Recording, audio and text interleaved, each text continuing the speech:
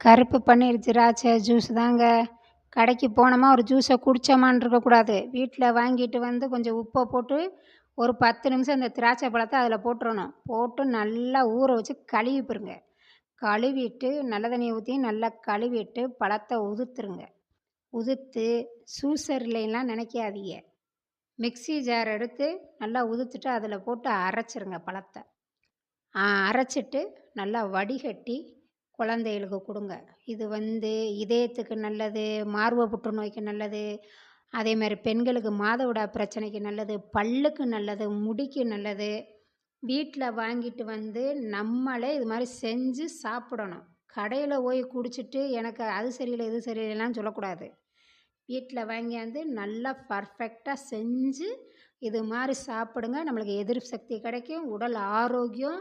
குழந்தைகளுக்கும் சொல்லிக் கொடுங்க எப்படி செஞ்சு சாப்பிடணும்னு. நம்ம